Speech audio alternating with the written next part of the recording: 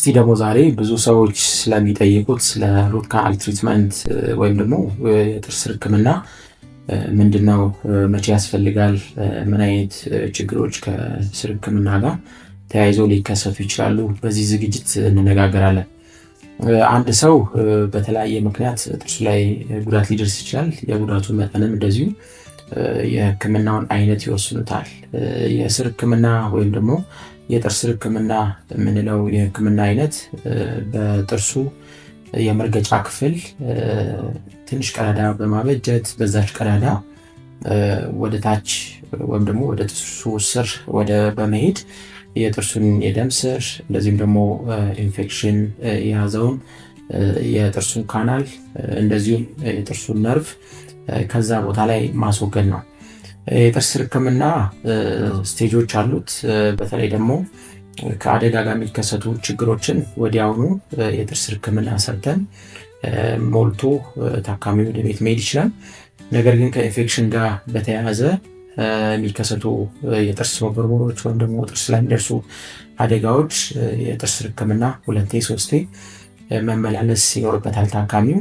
በእነዚህ ጊዜያቶች ይህ የጥርሱ ካናል ወይም ደግሞ የጥርሱ ስር በተደጋጋሚ ይጸዳል። እንደዚሁም የቀሩ ባክቴሪያል ኢንፌክሽን ሲሆኑ ቆሻሻ የሆኑ ነገሮች ከጥርሱ ካናል ወይም ደግሞ ከጥርሱ ስሩ ውስጥ መወገድ ይኖርባቸዋል። ይህንን ለማድረግ ታካሚ 2-3 መምጣት ይኖርበታል።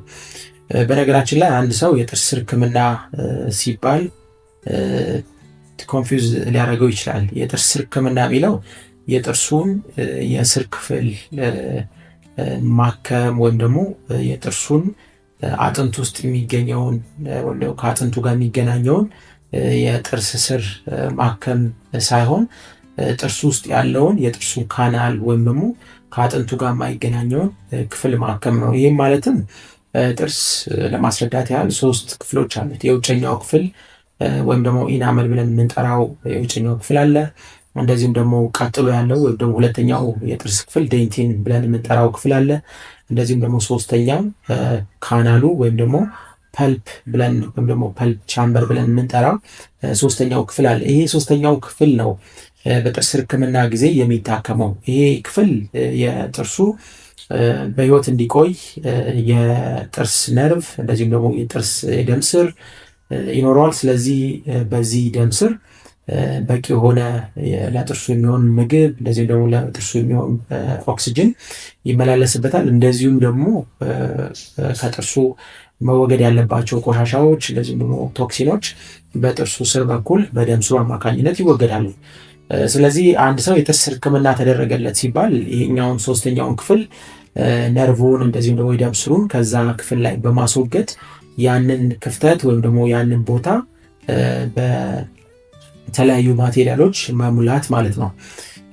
እነዚህ የጥርስ ሕክምና የሚያስፈልጋቸው ጥርሶች በሕክምናው የተለዩ ጥርሶች ናቸው። ለምሳሌ በአደጋ ምክንያት ሶስተኛው የጥርስ ክፍል ለውጭኛው ክፍል ወይም ደግሞ ለአየር የተጋለጠ ከሆነ እንደዚሁም ደግሞ የጥርስ መቦርቦሩ ሶስተኛው ክፍል ላይ ከደረሰ እንደዚሁም ደግሞ ከሶስተኛው ክፍል አልፎ በጥርሱ ስር በኩል ሄዶ ድድ ላይ እብጠት የሚሰጥ ከሆነ በተለያየ ጊዜ የሚያብጥ እንደዚሁም ደግሞ የሚጎል አይነት እብጠት ወይም ደግሞ ባጭ ካለ የጥርስ ሕክምና እንደዚሁ አስፈላጊ ነው። እንደዚሁም በአደጋ ምክንያት የበለዙ ጥርሶች ወይም ደግሞ ቀለማቸውን የቀየሩ ጥርሶች የጥርስ ሕክምና ያስፈልጋቸዋል። የጥርስ ሕክምና ከተሰራ በኋላ ጥርሱ በፊት የሚኖረው አይነት ሁኔታ አይደለም የሚኖረው። ምክንያቱም ቅድም እንዳልኳችሁ ይሄ ጥርስ ምግቦቹን የሚያገኝበት የደም ስሮቹ ከዛ ቦታ ላይ ይወጣሉ። እንደዚሁም ደግሞ ነርቭ ኮንዳክሽን ወይም ደግሞ የነርቭ ክፍሉም እንደዚሁ ነርቭ ይወገዳል።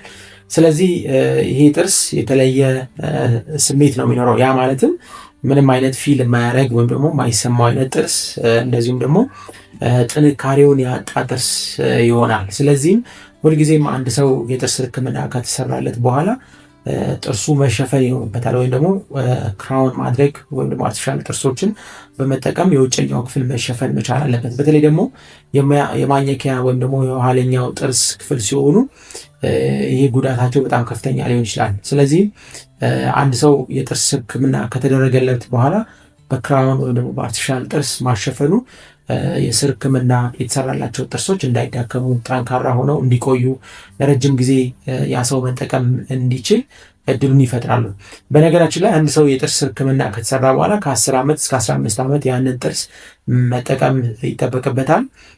እንደዚህ ጥርሱ ለረጅም ጊዜ እንዲቆይለት ወይም ደግሞ በጥንቃቄ ግን ለመያዝ አስፈላጊ ፋክተሮች ወይም ደግሞ መሟላት ያለባቸው ነገሮች አሉ።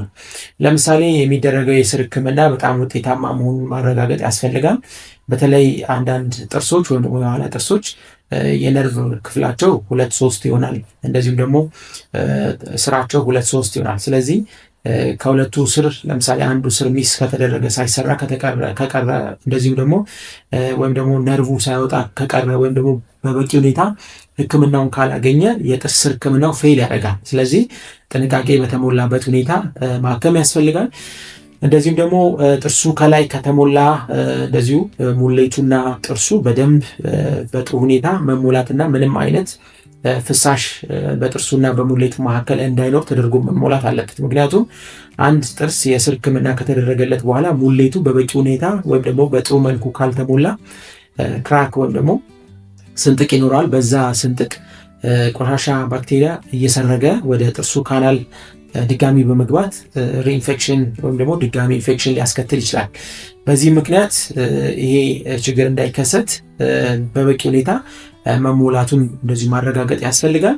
እንደዚሁም ደግሞ ክራውን መደረጉ በጣም አስፈላጊ ነው። ምክንያቱም በተለይ ትልልቅ ካቪቲዎች ወይም ደግሞ ትልልቅ ጥርስ ላይ የደረሱ ጉዳቶች ካሉ አንደኛ ሙሌቱ በቀላሉ ተሰብሮ ሊወጣ ይችላል። ሁለተኛ ደግሞ በበቂ ሁኔታ ሙሌቱና ጥርሱ በደንብ ካልተሸፈነ እንደዚሁ በቀላሉ እነዚህ ሙሌቶች ክራክ ሊኖራቸው ደግሞ ይችላል። በዛ ክራክ ሳላይቫ ወይም ደግሞ ምራቅ እንደዚሁም ደግሞ ባክቴሪያ በመግባት እንደ አዲስ ኢንፌክሽን ሊፈጥር ይችላል። ስለዚህ እነዚህ ፋክተሮች በጣም ወሳኝነት አላቸው። እንደዚሁም አጠቃቀም ደግሞ በጣም ወሳኝ ነው። ለምሳሌ የጥርስ ህክምና ከተደረገ በኋላ ቅድም እንዳልኳችሁ ጥርሱ ደካማ ይሆናል። ስለዚህ መሸፈን እጅግ በጣም ያስፈልገዋል። እንደዚሁም አጠቃቀም በጣም መሻሻል ወይም ደግሞ በጥንቃቄ መያዝ ይኖርበታል። እንደዚሁም በተጨማሪ የአፍ ንጽህና በጣም እጅግ አስፈላጊ ነው። አንድ ሰው የጥርስ ህክምና ከተሰራ በኋላ እንደ አዲስ ጥርሱ እንዳይቦረቦር እንዳይበላ የአፍ ንጽህና መጠበቅ እጅግ በጣም አስፈላጊ ነው። በተለይ ጥርሳችሁን በ6 ወር አንድ ጊዜ ቼክ መደረግ፣ እንደዚሁም ደግሞ በማሽን ወይም ደግሞ በህክምና ቦታ ጥርሳችሁን መታጠብ፣ እንደዚሁም የተለየ ምልክቶች እዛ ሙሌት ጋር ከታየ ሙሌቱን ማስተካከል፣ እንደዚሁም ደግሞ ሙሌቱ መቀየርና መሙላት ጥርሱ ለረጅም ጊዜ ከእናንተ ጋር እንዲቆይ ያደርጋል። እነዚህን ነገሮች ካልተደረጉ ውስብስብ ችግሮች ይከሰታሉ። የጥርስ ህክምና ከተሰራ በኋላ ጥርሱ ሊሰበር ይችላል። እንደዚሁም እንደ አዲስ ኢንፌክሽን ሊይዘው ይችላል። እንደዚሁም በበቂ ሁኔታ ደግሞ ካልታከመ የህመም ሁኔታ ይፈጥርና ጥርሱ ከዛ ቦታ ላይ መነቀል ግድ ሊለው ይችላል።